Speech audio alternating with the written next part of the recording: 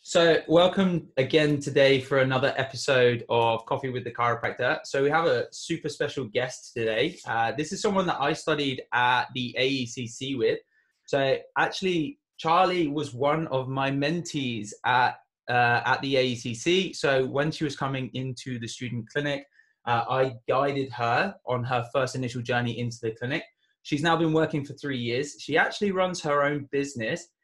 She's got both her personal, like people chiropractic qualification, but she actually also works in veterinary chiropractic as well. So the majority of our listeners probably have never heard that veterinary chiropractic is even a thing. However, we've got a special guest on today that's probably going to tell us a little bit more about how she looks after people, how she looks after animals as well. And it is Charlie Gregory. So I'm going to let Charlie just introduce herself a little bit better for us. Hey, thank you, Patrick. So my story into chiropractic basically started when I was about a teenager, just before maybe. I literally woke up one day and my back pain entirely debilitated me. Being a dancer, a cricket player, a swimmer, rounders player, hockey player, everything you name it, I was suddenly limited to not even being able to sit down at school. I took exams at school on a whiteboard at the back, and I basically just couldn't move. So my dad at that time was the England cricket team sports doctor. He took me to their back specialist, and they basically came up without a diagnosis really and told me I need to go in plaster of Paris from here all the way down for a year. I would get fat. I would not be able to do sports for a further year, but I might get my childhood back. So 2 years gone. My dad, a very patient man, was not too happy with that response. So he basically gave me an option. He said, you can do it, or how about try chiropractic? I don't know what it is, but this chiropractor used to write to me and tell me about all her successes with every patient she had. And if you want to try her, let's give it a go. So plaster of Paris or chiropractic. Within less than a couple of weeks, I was back to all my sports, back upright, and living a full life for a teenager again. So it's kind of a no-brainer why I'm in chiropractic. And as Patrick said, I do animals too. If you want to throw that further, when I was 14, I became vegetarian for moral reasons. And I ended up rescuing an ex-racehorse my first year out of uni. How expensive did I want to be? And basically, I was witnessing all these horses I wanted to ride that I knew were in pain, and I knew the biomechanics of how much we were hurting them riding them. And I physically started to struggle morally with being able to do it. So I just took myself on the course just to help the animals that I was riding. And it's sort of grown from there because I didn't realise how phenomenal results you can have with dogs and cats. And it's kind of a bit like my birth story. It's just grown with evidence and anecdotal cases, really. And that's the thing, a lot of people don't even really know that chiropractors can actually work with animals. And really, this is something that I find really, really interesting about animals. And by the way, guys, I don't work with animals, but something I find really interesting with the chiropractors that I've spoken to that are veterinary chiropractors, they'll tell you that animals tend to respond faster than people on the grounds of they don't have the psychological element. They just don't kick off, like they don't have that attachment to their disorders. I think there's also another point is a lot of animals are in survival instinct still. So say a lot of my horse owners, I explain it like this: if a horse is in pain in the wild, it's going to die, it's going to be left behind. It's a herd animal. So therefore it does everything it can to hide its pain, which is sometimes how it gets as bad as it gets. But also when it can start to feel amazing, it will act like it feels amazing to survive. So yeah. It's interesting. So I'm sure Charlie will tell us a little bit more about that. And your dad was a GP as well. Yeah, he's still a GP now. Dad's still a GP. So it's quite interesting. A lot of GPs are a little bit on the fence with chiropractic, as your dad obviously was. And I assume now he's a little bit more convinced. Yeah, 100%. We were only having the conversation the other night. Basically, he kind of got me through uni with my studies, being dyslexic. It wasn't the easiest for me. And he was outstanding by how much we learnt. And he actually sometimes rings me on cases for advice and stuff, and obviously goes both ways, but he couldn't actually commend our education enough. It's crazy, right? And this is the thing, is that I think medicine spend 4 hours a year studying the spine and the nerve system, and chiropractors would easily do that in a day. Like that's just that's your day-to-day course. and that's what like doctors are spending over a year. So but the thing is that you specialize in different areas, obviously, for obvious reasons. Okay, cool. So thank you very much for that that introduction. Because we've got a different variety of listeners for our podcast, we're just going to ask a couple of questions on how you personally look after your health. And then we're going to ask a couple of things that maybe you can recommend for our listeners so that they could potentially take action on their health as well. So if we just start by just telling us a couple of the ways that you like to look after yourself and how you keep yourself active alongside your chiropractic care. Okay, so I guess starting with nutrition. The technical term for it is I'll probably do an alkalizing diet. So 80% of my meals, 70 to 80% would be green vegetables to get an alkaline property and to help deflame your diet. And then a good 10% would be about protein. Not animal proteins for me, but plant-based proteins. And 5% of my meals would be healthy fats. So whether you're avocados, extra virgin olive oils, and that side of things. Snacking on trying to be healthy foods, but I'm not going to lie to the world, I do love chocolate, and that is my horrendous naughty, but I do try and keep it to a minimum. And I think it's James Chestnut says the 80-20. 80% good, 20% bad. I mean, if you like can, yeah, it's the same as everyone. Like, look, the thing is if you never give yourself a treat, you're never going to stay on target forever. Yeah, exactly that. And I guess for me, being hypothyroidism, it's even harder with that 80-20. I probably have to be less so because I don't have the gift of everybody else's normal metabolism and function. But on that side of things, because I've got hypothyroidism, I increase my iodine. So I tend to eat seaweed every day, have iodine tablets, and sort of combat that side as naturally as I can. And this is the thing, is you can have conditions like that and you can still manage them naturally, right? Yeah, it takes a hell of a lot of work and you've got to want to. And sometimes I'd say that's about having someone there who can support you and give you the guidance for it, and someone who understands. For sure. An accountability coach. Oh, 100%. We know about those. So that's the nutrition side. Exercise, any opportunity I get, I can exercise. So I guess some things I don't see as exercise, and that's changing your mentality can help. So if I have the opportunity to cycle, say I'm riding a horse, is 9 miles away, I will cycle that 9 miles. I could drive and it would take me 15 minutes less, but I'll give myself that extra half an hour the whole day, because that cycling is brilliant, you know? But then I don't think of the cycling like exercise, and I don't see the horse as exercise. That's just my fun. And it's free. Yeah, wow. Yeah, there's always driving a car isn't. Yeah, true. Well, you say that. Sometimes I have to repair the bike. That's not so fun. And horses aren't free, I'll tell you that much. No, I can. Yeah, we know about that. That was a conversation the other day. Yeah, there's not. So yeah, I think my mentality on exercise is, yes, I probably do 2 to 3 hard exercise sessions a week where I think of them like exercise, but every day I do something that other people would perceive as exercise, but I just have it as my normal life. Yep. Supplement wise, I think it's really vital, especially in England. Like, we need to be having our vitamin D3, and in particularly important having that with K2, because otherwise D3 alone can help clog up the arteries. Your omega-3s, especially if you're not eating meat, that's a really big one. Where do you get yours from as well, by the way? Being a veggie, do you use fish oils, or because I can't recall, are you pescatarian or full of vegetarian? I'm vegetarian. So there's the Cytoplan vegan omega-3 that I do use. Yep. That side of things. I tend to use Cytoplan or Nutridyne as products for my supplements, if I'm honest with you, just because I know how high grade they are and where they come from and their stand on what supplements should be.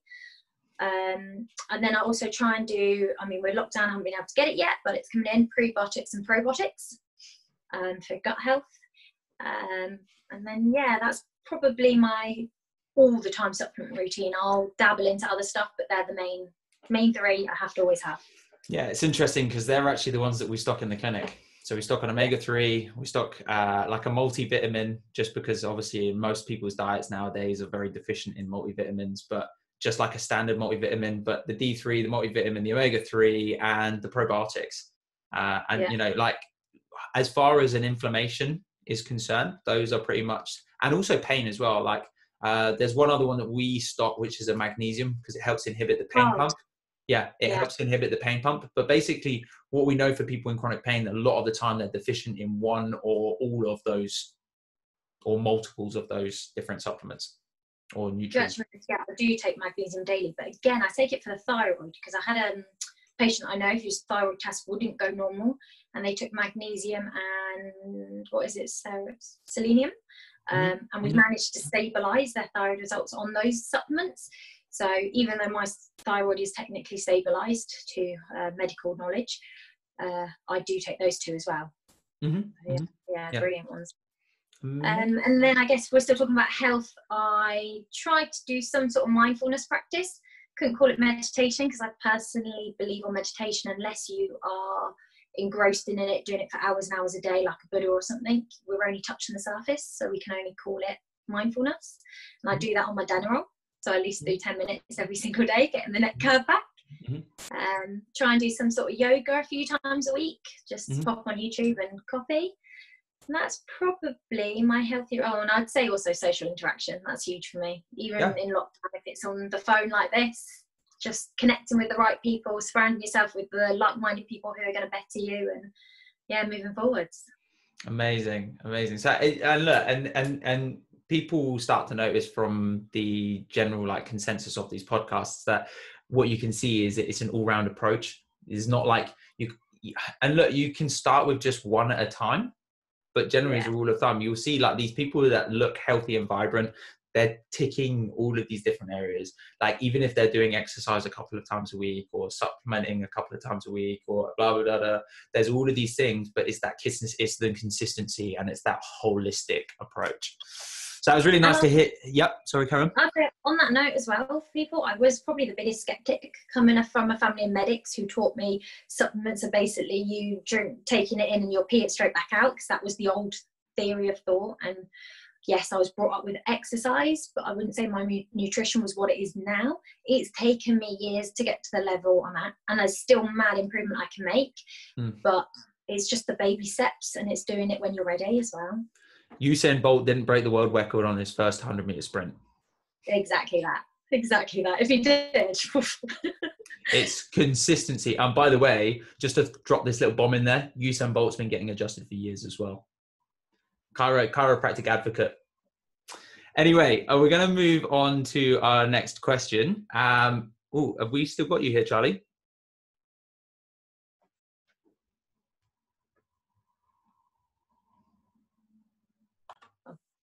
So perfect. So obviously what we would like to just move on to now is, obviously you've told us a lot about what it is that you do to take care of yourself. But for some of our listeners, maybe this is going to be too much too quick.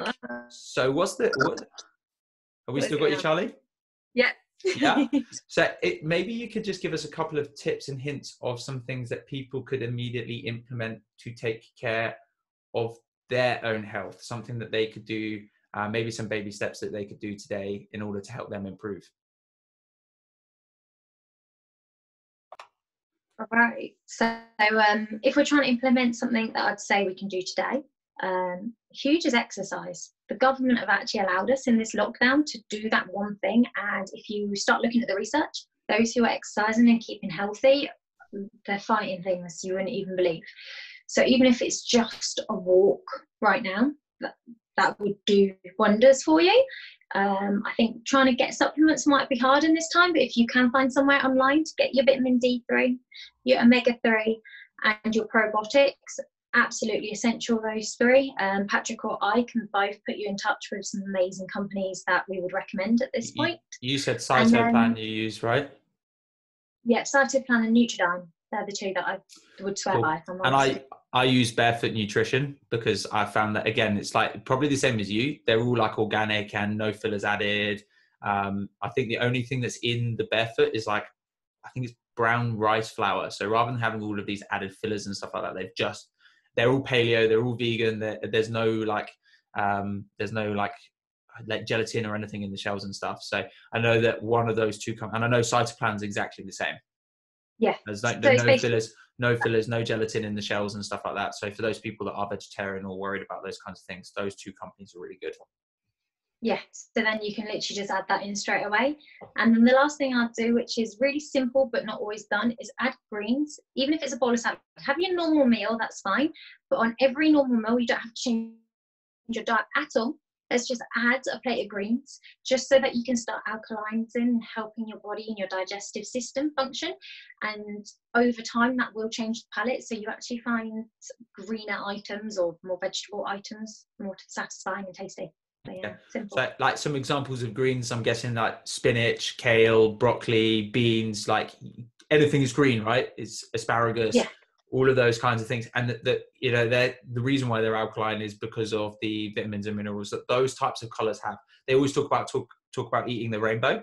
And there's a reason why you eat the rainbow. It's like our eyes are designed to detect color for a reason. And it's because certain fruits and vegetables had the types of vitamins and minerals we needed, so we could recognize which fruits to actually pick. Exactly that. That's interesting. And to have to think of it in like a huge, like, oh my gosh, change my diet now. Do you want to eat your pizza tonight? Eat your pizza, but just put a plate of salad, spinach rocket with it, you know?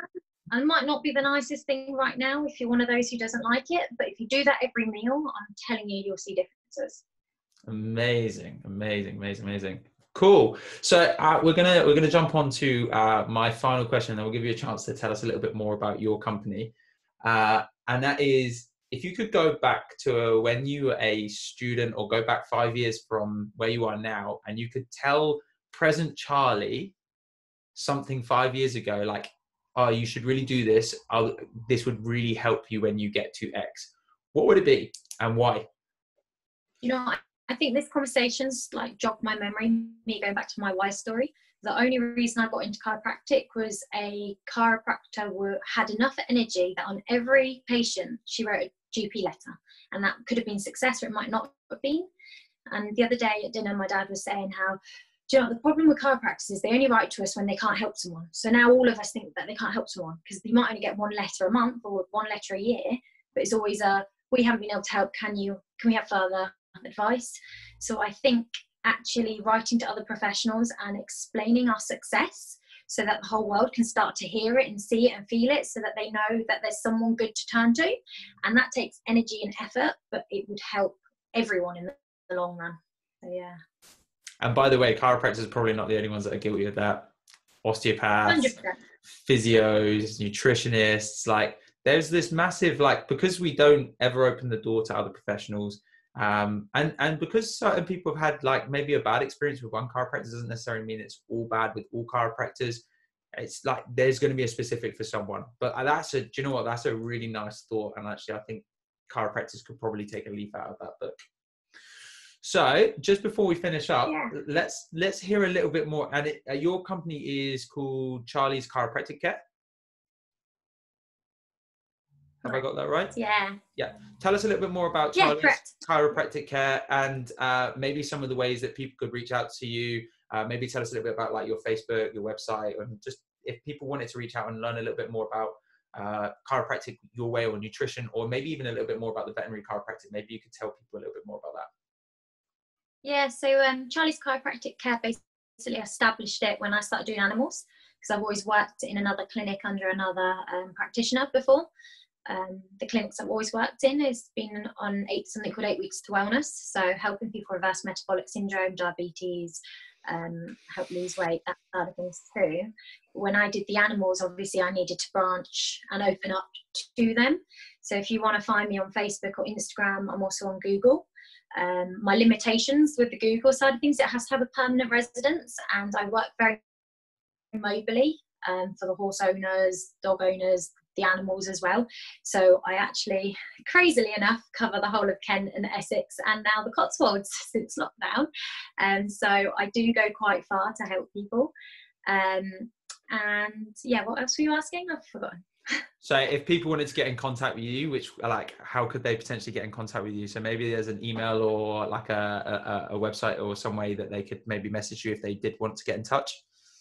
Yeah, so you should find me straight away if you type in Charlie's Chiropractic Care on either Facebook or Google, which then has the email address in it, and my phone number and all that side. So that's probably one of the easier ways just to see. And if you're interested in seeing some videos of adjusting animals and some photos, my pages tend to show a lot more on the animal side. Quite a lot of people just find it interesting. Yeah, 100%. Honest to God, there's Joe Cipriani, right, over in, I think he's in LA, and I think he's got something like 40 million subscribers just because people love watching him adjust spines. People just find it a fascinating thing, and like there's almost something mysterious about the idea of like adjusting a joint or cracking a joint. Like there's something very mysterious about that people seem to really, really enjoy. But I can tell you, animal chiropractic is definitely very different to what it is with people, because funny enough, you cannot lay a horse face down on a table. you can't bring them into the clinic. And let me tell you, when they're angry and they want to kick you, you have fun. Yeah, I can imagine. So we're just coming to the end of the podcast, and so it would just be really nice that that you just give our listeners like one last parting words of wisdom, or like a mantra that you live by, or a quote that you live by that you think's like a really nice way to end the podcast. So the first quote that comes to mind is don't put off tomorrow what you can do today. And I think with everything that's going on, that's a huge thing to resonate with all of us, and in particular our health. Something I always explain to people is, if you had a car that was worth millions, let's just say, but this car, when you get given it at 17, that's the only car you're ever going to drive. You're never going to get another car. Do you treat that car different to the car you know that at any point you can turn in and replace? So we often treat our cars as some of our best assets, washing it, looking after it, taking it in for a service. But do we do that with ourselves? So, I mean, we don't get to replace ourselves. We have them till, well, hopefully for as long as we can. And it's interesting because obviously we recorded this during the lockdown, and so there's never a better time to actually learn a skill than now, because you're not going to have more time. And like you say, putting off till tomorrow, you know, we never know when this is gonna finish, and so as a result, you might not have the tomorrow that you thought you were going to have. Yeah, and everything can change in just a second, as it's been proven in this lockdown. Freedom, everything. You just don't know. Amazing. Charlie, it's been so amazing to have you on the show. We'll leave all of the links for Charlie's Facebook and her email in the description for this podcast. And it's been really, really nice to speak with you today. And hopefully we'll have you on the podcast again in the future. But I just want to say a massive thank you for coming on. And for all of the listeners, this is Patrick Hogg with Coffee with the Chiropractor, and we will see you again soon. Thank you. Take care.